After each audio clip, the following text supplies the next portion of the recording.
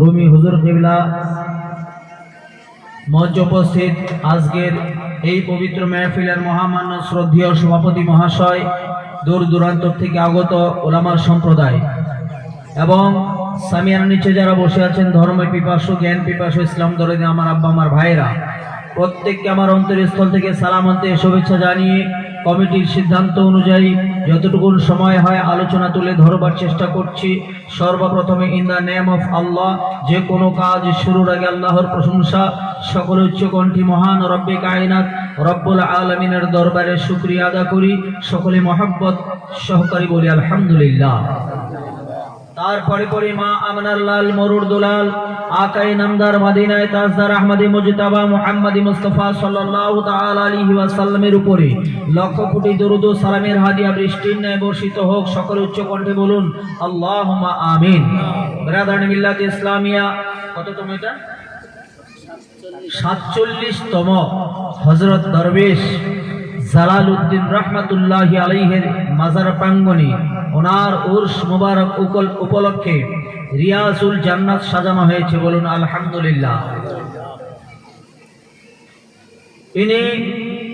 যিনি এখানে শায়িত রয়েছেন হযরতে শাহ সুফি জালালউদ্দিন রহমাতুল্লাহ আলাইহি, ইনি একজন আল্লাহর মেহবুব বান্দা।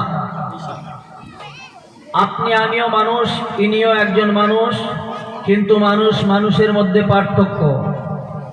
আপনার আমার ইন্তেকালের পরে হয়তো গুটি কয়েক মানুষ হবে জানাজায়, এবং জানাজা তুলখানি চালিসমা বার্ষি মানে বাসর, যেটাকে আমার বাৎসরিক বলে, বছর কি, এরপরে শেষ। হয়তো মাঝে মাঝে একটু করে মিলাদ হবে, দোয়া হবে তার নামে, কিন্তু এখানে অসংখ্য আনগিন মানুষের সমাগম আল্লাহর মেহবুব বান্দার দরবারে। কেন? কারণ আল্লাহ রাব্বুল আলামিন বলেন এরা আপনার আমার মতো সাধারণ মানুষ নয়, বলুন সুবহানাল্লাহ। পবিত্র মহাসংবিধান মহাগ্রন্থ কোরআন কারীমের দলিল দিয়ে আল্লাহ জানিয়ে দিচ্ছেন ওয়ালা তাহসাবান্নাল্লাযীনা কুতিলু ফী সাবিলিল্লাহি আমওয়াতুন বাল আহইয়া ইনদা রাব্বিহিম ইরযাকুন, বলুন সুবহানাল্লাহ। আল্লাহ বলছেন আর যারা আমার রাস্তায় প্রাণ বিসর্জন দিল, আমার রাস্তায় যারা প্রাণ বিসর্জন দিল, মরে গেল, ইন্তেকাল করলো, পর্দা করে গেল, তাদের মৃত্যুটা সাধারণ মৃত্যু নয়, বরং বাল আহইয়া, তারা আমি আল্লাহর দরবারে জিন্দা, বলুন সুবহানাল্লাহ। শুধু জিন্দা নয়, আল্লাহ বলছেন ওয়ায়ুরযাকুন, আমার পক্ষ থেকে আমার মেহবুব বান্দারা, আমার পক্ষ থেকে আমার আশিক বান্দারা, আমার পক্ষ থেকে আমার যারা চাহনেওয়ালা বান্দা, তারা আমার পক্ষ থেকে আমার কুদরতি ভাবে রিজিক প্রাপ্ত প্রত্যেকে নিজ নিজ কবরের মধ্যে, বলুন সুবহানাল্লাহ। আজ পর্যন্ত আমরা শুনলাম না যে অমুক মাওলানা মরে গেছে কবরে রিজিক পায়, অমুক মুফতি মুহাদ্দিস মুফাসসির ইন্তেকাল করেছে কবর রিজিক পায়, কিন্তু আল্লাহ রাব্বুল আলামিন আপনার আমার কথা নয়, পবিত্র মহা সংবিধান কোরআন কারীমের দলিল দিয়ে আল্লাহ জানিয়ে দিচ্ছেন যে আমার মেহবুব বান্দা যারা, আমার ওয়ালি যারা, এরা নিজ নিজ কবরের মধ্যে জিন্দা, শুধু জিন্দা নয়, বরং আমি আল্লাহর পক্ষ থেকে রিজিক পাই, জোরে বলুন সুবহানাল্লাহ। বিরাদরান মিল্লাত ইসলামিয়া, ওয়ালিগণ আল ওয়ালিউ লা ইয়ামুত, ওয়ালিদের সাধারণ মৃত্যু নেই, তারা আল্লাহর দরবারে জিন্দা। ওয়ালিগণ, নবীগণ, পয়গম্বরগণ, তারা নিজ নিজ কবরে আল্লাহর কুদরতি ভাবে তারা জিন্দা। আপনার আমার মতো সাধারণ মৃত্যু তাদের হয় না। এই জন্য ওয়ালির দরবারে আমরা যখন যাই, ইয়া আইয়ুহাল্লাযীনা আমানু ওয়াবতাগু ইলাইহিল ওয়াসিলা, হে ঈমানদারেরা তোমরা ওয়াসিলা তালাশ করো, মাধ্যম তালাশ করো।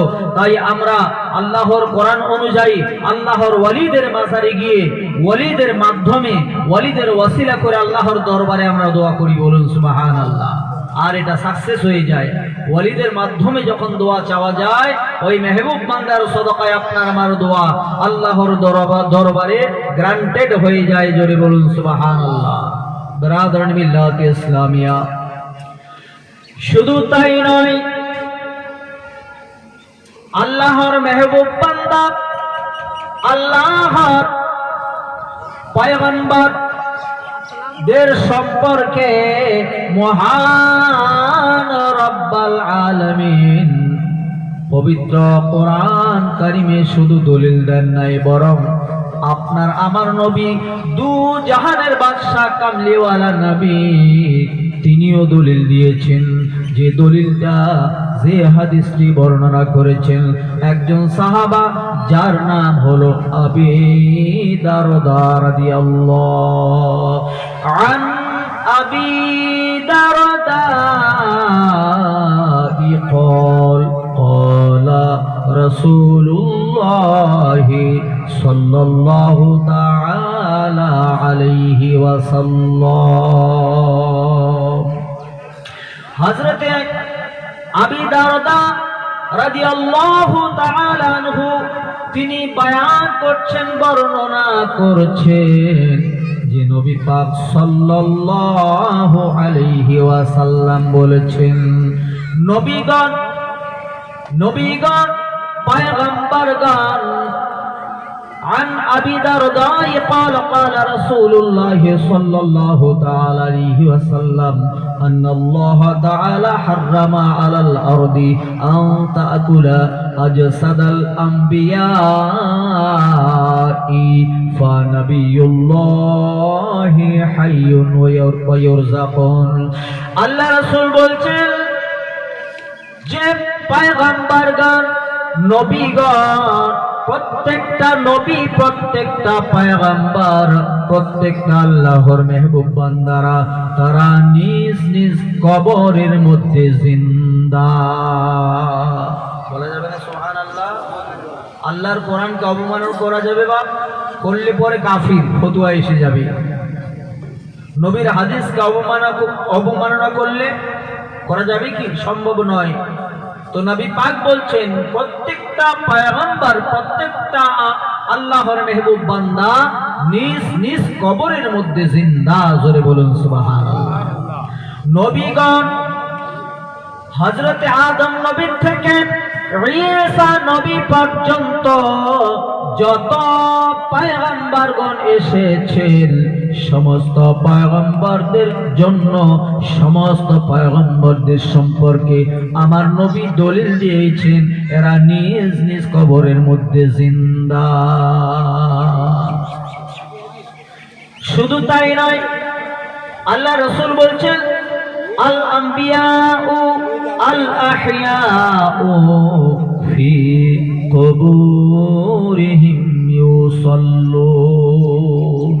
আল্লাহ রাসূল বলছেন আম্বিয়াগণ প্রত্যেকটা আম্বিয়া প্রত্যেকটা আপনার হচ্ছে পয়গম্বর নিজ নিজ কবরের মধ্যে জিন্দা। শুধু তাই নয়, এবং তারা নিজ নিজ কবরের মধ্যে সালাত কায়েম করেন, মানে নামাজ পড়েন। জোরে বলুন সুবহানাল্লাহ।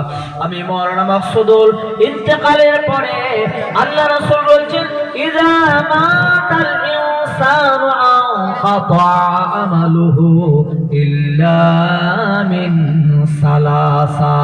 আল্লাহ রাসূল বলেন প্রত্যেকটা আদম সন্তান যখন মৃত্যুর স্বাদ গ্রহণ করে নেবে, মৃত্যুর স্বাদ গ্রহণ করবার পরে তার জন্য নামাজ পড়া হবে না, তার জন্য সালাত কায়েম করা সম্ভব নয়, তার জন্য রোজা করা সম্ভব নয়, তার জন্য যাকাত দেওয়া সম্ভব নয়, তার জন্য কালমা পড়া সম্ভব নয়, তার জন্য মোট কথা কোনো আমল কোনো আপনার হচ্ছে আমল করতে পারবে না।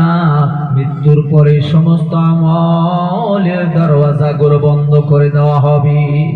আল্লাহ রাসূল বললেন প্রত্যেকটা আদম জাত আমরা যারা আছি ইন্তেকালের পরে মওতের স্বাদ গ্রহণ করেছে, আপনার নামাজ রোজা যাকাত হজ ইত্যাদি ইত্যাদি যা কিছু আছে নেক আমল সমস্ত আমলের দরওয়াজা বন্ধ করে দেওয়া হবে।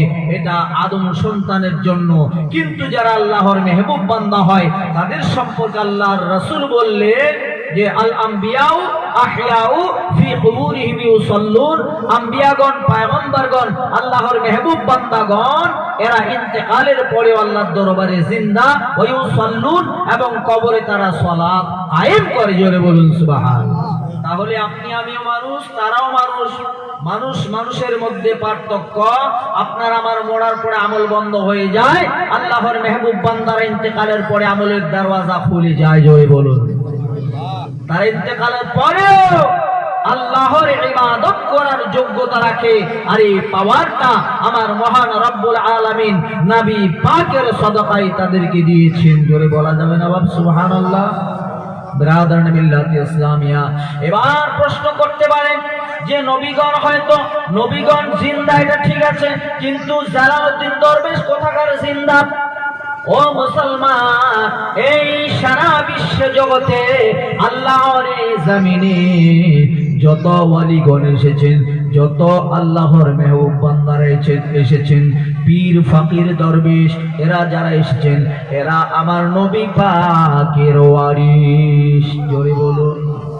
শুধু তাই নয়, এখানে যে ওলামাগণ বসেছেন এদেরকেও আল্লাহ রাসূল বলেছেন, আপনার হচ্ছে আল্লাহ রাসূল সাল্লাল্লাহু তাআলা আলাইহি ওয়াসাল্লাম বলেছেন, আল উলামা ওয়ারাসাতুল আম্বিয়া, ওলামাগণ পর্যন্ত আমি নবীর ওয়ারিস।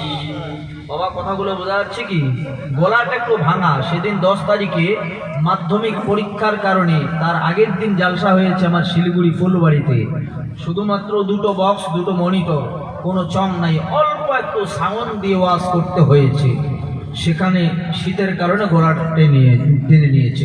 যাই হোক বাপ, गला सुनी किछु लाभ नहीं। वो रात भर रोने से क्या फायदा, एक कतरा ही काफी है, एक अश्क ही काफी है। अगर असर करे अल्प कथा बोझार मतो बुझबो, शोनार मतो शुनबो, एटाई यथेष्ट। आवाज सुनते होबे ना, एकटु आवाज शुनी आजके, ठीक ना बाब? तो आल्लाह रसूल बोललेन যে পৃথিবীর সমস্ত মানুষ কুল্লু নাফসিন যায়িকাতুল মউত, প্রত্যেকটা নফসকে মৃত্যুর স্বাদ গ্রহণ করতে হবে, আর মরার পরে তাদের আমলের দরওয়াজা বন্ধ। কিন্তু আল্লাহর মেহবুব বান্দারা, যারা আল্লাহর মেহবুব বান্দা, তাদের ইন্তেকালের পরে তাদের আমলের দরওয়াজাটা আরো বেশি বেড়ে যায়। জোরে বলুন সুবহানাল্লাহ। আমার কথা নয়, নবী পাকের হাদিস। বিরাদরান মিল্লাত ইসলামিয়া। তাহলে প্রশ্ন হলো, ইনি কেন, ইনি কি জিন্দা? অবশ্যই জিন্দা। আল্লাহর ওয়ালিরা, আল্লাহর যারা মেহবুব বান্দা, তাদের সম্পর্কে আছে যে আল ওয়ালিয়ু লা ইয়ামুত, তারা ওলিরা যারা আল্লাহর মেহবুব বান্দা যারা, তাদের সাধারণ মৃত্যু হয় না। বলুন সুবহানাল্লাহ। নারে তাকবীর, আল্লাহু আকবার। হুজুর কে বিনা আসে নারে তাকবীর, আল্লাহু আকবার। নারে রিসালাত, ইয়া রাসূলুল্লাহ, দরবারে ইকরাম জিন্দাবাদ, দরবারে ইকরাম জিন্দাবাদ, সৈয়দ নুরুল হক কিবলা জিন্দাবাদ, ওয়াতিনিশিন পীর কিবলা জিন্দাবাদ, নারে তাকবীর, নারে রিসালাত। আল্লাহু আকবার। কমিটি ভাইদের উদ্দেশ্যে বলা হচ্ছে, হুজুর কিবলাকে যেখানে বসানোর ব্যবস্থা বসান। ব্রাদার, আপনারা দেখলেন যে আমাদের সকলের সারো তাজ, আপনার আমার সকলের মাথার মুকুট হযরত আল্লামা মাওলানা শাহ সুফি সৈয়দ নুরুল হক রুমি হুজুর কিবলা অলরেডি উপস্থিত হয়ে গেছেন। আপনারা যারা এখনো বাড়িতে আছেন অতি সত্বর আসবার চেষ্টা করবেন। তো ব্রাদার মিল্লাত ইসলামিয়া, আল্লাহর ওয়ালিরা আল্লাহর দরবারে চির অমর। এটা আমার কথা নয়, এটা নবী পাক সাল্লাল্লাহু তাআলা আলাইহি ওয়াসাল্লাম বলেছেন। জোরে বলুন সুবহানাল্লাহ। তাহলে আজকে আমরা জিন্দা একজন আল্লাহর মেহবুব বান্দার দরবারে এসেছি জিয়ারতের উদ্দেশ্যে, এবং তিনাকে কেন্দ্র করে, তিনার উর্স মুবারককে উপলক্ষ করে আজকের এই রিয়াজুল জান্নাতে আপনারা বসেছেন কোরআন সুন্নাহর আলোকে কিছু আলোচনা শোনার জন্য। ব্রাদার মিল্লাত ইসলামিয়া, কিন্তু আলোচনা শোনার তো গুটি কয়েকজন মানুষ, অধিকাংশ মানুষ শুধু মেলায় ঘোরাফেরা। বাচ্চাদের কথা তো বাদ দিন, বাচ্চারা তো ঘুরে ঘুরে, বৃদ্ধরা পর্যন্ত, বয়স্করা পর্যন্ত অনেকে মেলায় ঘোরাঘুরি করে। ব্রাদার মিল্লাত ইসলামিয়া, সময় আমাদের নেই মেহফিলে বসার। সময় আসবে এমন একটা সময়, যে সময় আল্লাহর দরবারে সময় চাইলেও আর সময় পাওয়া যাবে না।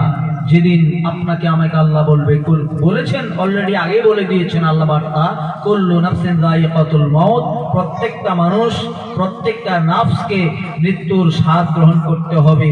মৃত্যুর পরে যখন আল্লাহর দরবারে বলবো, আল্লাহ এত আযাব এত যন্ত্রণা সহ্য হয় না, একটু সময় দিন মাওলা, আর একবার পৃথিবীর জমিনে যদি যেতে পারি শুধু আপনার ইবাদত ছাড়া অন্য কিছু আর করবো না, ঠিক না? সেদিন আল্লাহ বলবে, বান্দা এত সুন্দর তোমাকে সময় দিয়েছিলাম কিন্তু সময় কাজে লাগাওনি, এখন আর আফসোস করে কিছু লাভ হবে না। নাদানি গাহে গেল্লা বারদাস্তান কে সুস্তে বো আদে কামনা কাস্তান। কবি শামস সাদি রহমতুল্লাহ আলাইহি বলেছেন যে তুমি অলস্য করে জমিনে ধান রোপণ করছো না, অন্যরা ধান রোপণ করবে, ধান কেটে নিয়ে যাবে, তুমি আফসোস করবে সেদিন, কিন্তু ওই আফসোস করে কিছু লাভ হবে না। তদ্রূপ আজকে পৃথিবীর জমিনে আমরা এত সুন্দর মূল্যবান সময় আল্লাহ দিয়েছেন।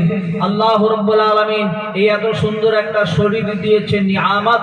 এই নিয়ামত পাওয়ার পরেও আমরা সময়কে কাজে লাগাচ্ছি না, আল্লাহর ইবাদত করছি না। যেদিন আযাব শুরু হয়ে যাবে, যন্ত্রণা শুরু হয়ে যাবে, সেদিন আল্লাহর দরবারে আমরা বলবো, আল্লাহ একটু সময় দিন।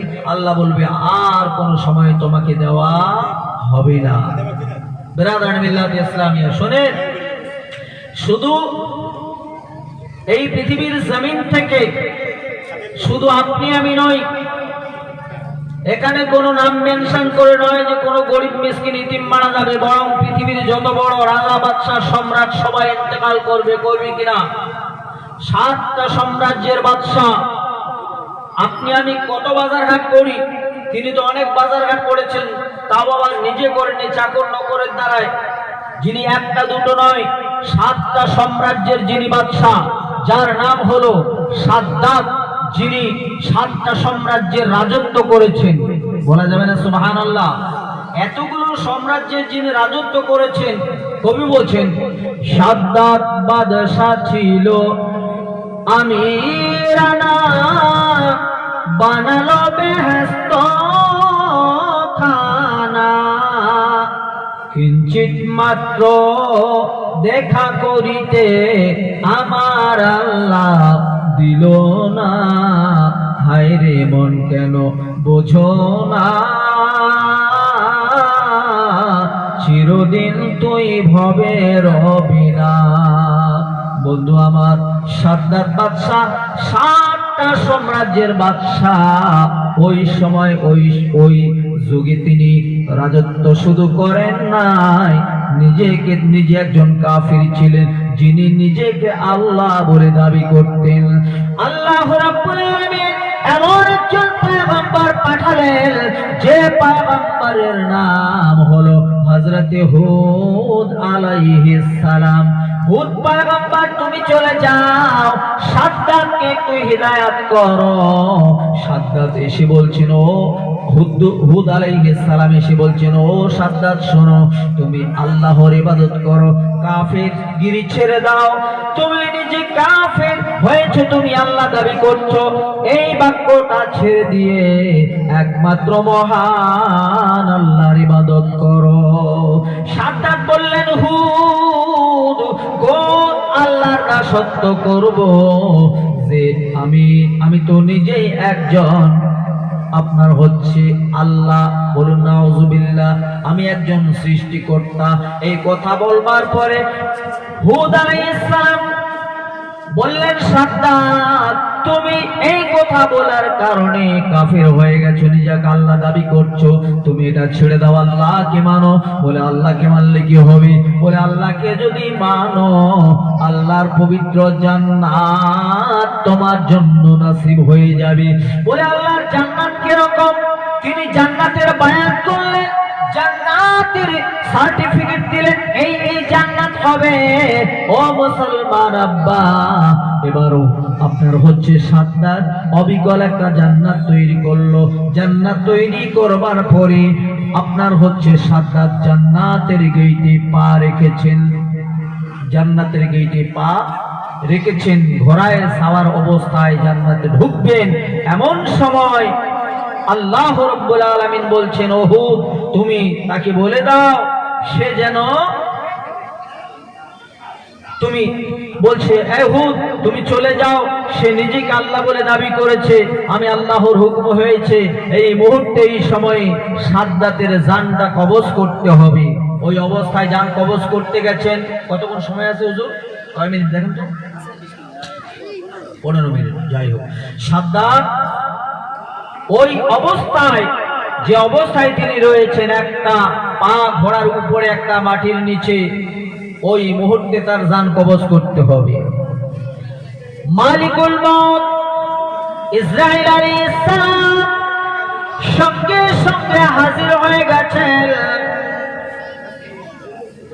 মালিকুল মউত ইসরাইল আলাইহিস সালাম ওই সাদ্দাতের ঘোড়ার লাগাম ধরে নিয়েছেন। সাদ্দাত রাগান্বিত অবস্থায় ইসরাইল আলাইহিস সালামকে বলছেন, এই তুমি কে? চলে যাও, এই মুহূর্তে ভিক্ষে দেওয়ার সময় নাই, এই মুহূর্তে তোমার সঙ্গে কথা বলার সময় নাই, আমি আমার তৈরিকৃত জান্নাত দর্শনে চলেছি। বন্ধু আমার, অহংকার আল্লাহ পছন্দ করে না। আল্লাহ বলছেন, ইন্নাল্লাহা ইউহিব্বু মান কানা মুখতালান ফখুরা, নিশ্চয় আমি আল্লাহ অহংকারী মানুষকে পছন্দ করি না। ওই সাদ্দাত ঘোড়ায় সার সওয়ালি মনে করে ইসরাইলকে তাড়িয়ে দিচ্ছেন। ইসরাইল বলে, ও সাদ্দাত, তুমি কি আমাকে চেনো? আমার নাম হলো মালিকুল মউত ইসরাইল। এই কথা শুনবার পরে পরে সাদ্দাত থর থর থর থর করে কাঁপছেন। মালিকুল মউত বলছে, ভাই কাঁপেন কেন? বলছে, আপনি মালিকুল মউত ইসরাইল, আপনি তো মানুষের প্রাণ হরণ করেন। বলে, হ্যাঁ করি। বলে, আপনি কি আমার জান কবজ করতে এসেছেন? বলে, আপনার জান কবজ করতে অবশ্যই এসেছি, আল্লাহর হুকুম হয়েছে এই মুহূর্তেই, এই সময় আপনার জান কবজ হবে। বলছে, ভাই ইসরাইল, আমার 7টা সাম্রাজ্য তোমাকে দান করে দেব, আমার রাজত্ব দান করে দেব, আমার সব কিছু তোমাকে দিয়ে দেব, শুধুমাত্র একটু সময় দাও, আমি আমার তৈরিকৃত জান্নাত পরিদর্শন করে নেই। মালিকুল মউত ইসরাইল বললেন, সাদ্দাত, না না, আল্লাহর যখন যে সময় আল্লাহর হুকুম হয়, ওই মুহূর্তে ওই সময় তার জান কবজ করতে হয়। এই সাদ্দাত, আল্লাহ হুকুম দিয়েছে একটা পা ঘোড়ার পিঠে, একটা পা মাটির নিচে, এই অবস্থায় তোমার জান কবজ করতে হবে। বন্ধু, আল্লাহ রাব্বুল আলামিনের হুকুমে ওই অবস্থায় সাদ্দাতের জান কবজ করে নিল। এখন আর এই মেলায় ঘুরতে পারবে না, মেলায় ঘোরার সময় নেই। অযথা বেফুজুল কথার আলোচনার আড্ডায় বসার সময় নেই। তখন ওই জিনিসটা কাজে আসতো, ওই সময়টা যে আপনারা এখানে যারা বসে আছেন, এই যে বসাটা ওই সময় কাজে আসতো সাদ্দাতের, ঠিক কিনা বাপ? সাদ্দাত এবার ইন্তেকাল বরণ করলো। আল্লাহ বলছেন, ও ইসরাইল, পৃথিবীর জমিনে যত আদম জাত শুধু নয়, যত জানদারকে তুমি জান কবজ করেছো, তোমার সবচেয়ে কষ্ট কোন জায়গায় হয়েছে? তার মধ্যে একটা বলছি। ইসরাইল বলেছিল, আল্লাহ, ওই সময়টা আমার খুবই কষ্ট হয়েছিল মাবুদ, যে সময় ওই সমুদ্রে একটা জাহাজ ভাসছিল, সেই ভাষাকালীন রব্বুল আলামিন তুফান উঠে গেল, প্লাবন শুরু হয়ে গেল, ঘূর্ণিঝড় শুরু হয়ে গেল, সেই নৌকাটা ডুবে গেল। ওই মুহূর্তে ওই সময় সবার জান কবজ করা হয়েছিল, সবাই মৃত্যুর স্বাদ গ্রহণ করা হয়েছিল। রব্বুল আলামিন কিন্তু মাওলা একটা মহিলা, ওই মহিলাটা সাধারণ মহিলা ছিল না, বরং মহিলাটা প্রেগনেন্ট ছিল, পেটে বাচ্চা ছিল। আল্লাহ, ওই প্রেগনেন্ট মহিলাটা, পেটে বাচ্চাওয়ালা মহিলাটা, তার জান কবজ করতে আমাকে বড় কষ্ট লেগেছিল। বলুন না সুবহানাল্লাহ।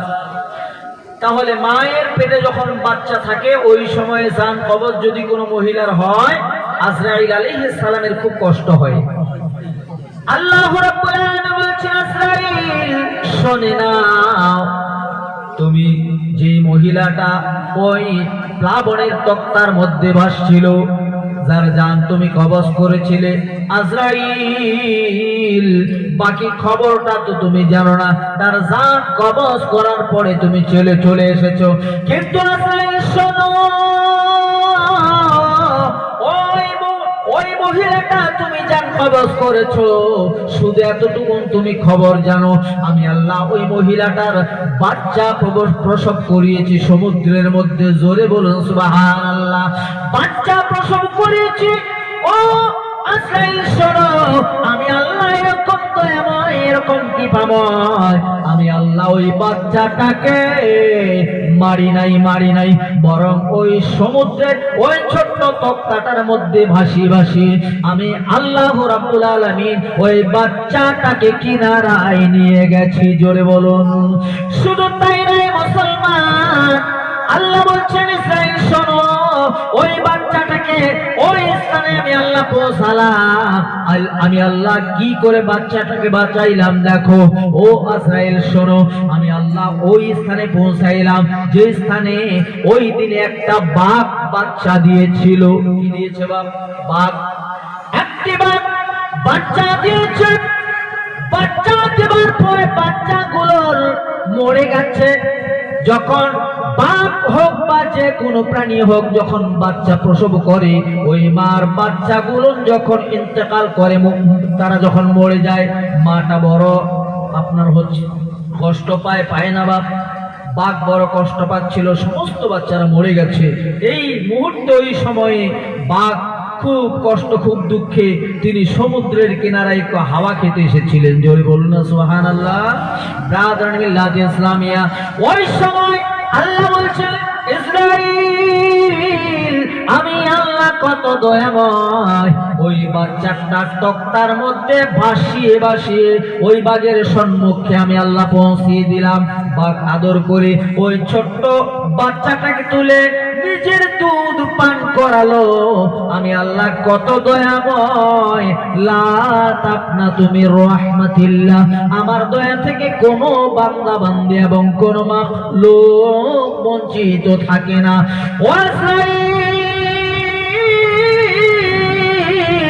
আমি আল্লাহ বাঘের দুধ পান করিয়ে ওই বাচ্চাটাকে মানুষ করলাম, বাঁচিয়ে রাখলাম।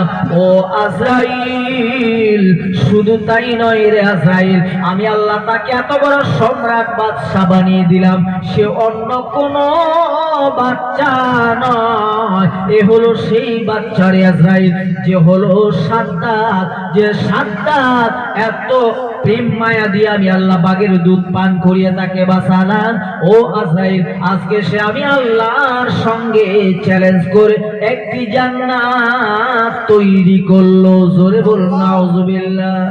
আব্বা আমার আর কথা বাড়াবো না, কারণ কমিটির সিদ্ধান্ত চূড়ান্ত সিদ্ধান্ত। হাফিজ নবিহুল রাজা সাহেব, আপনি মৌলানা সাহেবকে নিয়ে চলে আসেন। প্রধান বক্তাকে মঞ্চে আনার জন্য কমিটিকে অনুরোধ করছি। আদবি মানুষ হ্যায় আউলিয়া, বে আদব হ্যায় শয়তান। আমার আব্বা হুজুর শিক্ষা দিয়েছেন, বেটা সুর থাকতে গান ছেড়ে দিবি। সুতরাং প্রত্যেকটা আমার আব্বা হুজুরের নকশে কদম আমি অনুসরণ করে চলি, এতে আমি লাভবান হয়েছি। আপনারা সকলে বাপ মায়ের নকশে কদমে চলবেন, বাপ মায়ের কথা মতো চলবেন, ইনশাআল্লাহ আপনার আমার জীবন ধন্য হয়ে যাবে। যাই হোক বাবা, হযরত দরবেশ জালালউদ্দিন রহমাতুল্লাহি আলাইহির এই 47তম উর্স মোবারক আপনারা এসেছেন, বাইরে ঘোরাফেরা না করে অনুরোধ করছি আপনারা মেহফিলে এসে বসে যান। আমি তো এলাকার ছেলে, এখান থেকে লোকাল বক্তা, এখান থেকে আবার মালহাটি মোড়ে সন্ধ্যাবেলায় জালসা আছে, ওখানে কিছু বক্তব্য রাখতে হবে। তো যত কম বলা যায় ততই ভালো, কারণ আমরা হয়তো অনেকে বেশি ওয়াজ করার খুব চেষ্টা করি, কিন্তু ওয়াজ করা যে কত কঠিন ব্যাপার। আমাদের দলের একজন সুন্নি বক্তা হযরত আল্লামা মাওলানা জাকির হোসাইন চতুর্বেদী, তিনি একদম তারতাজা, আমার 47 চলছে, তার হয়তো আরো অনেক 30-35 হবে হয়তো বয়স, এরকম সে ইন্তেকাল করলো।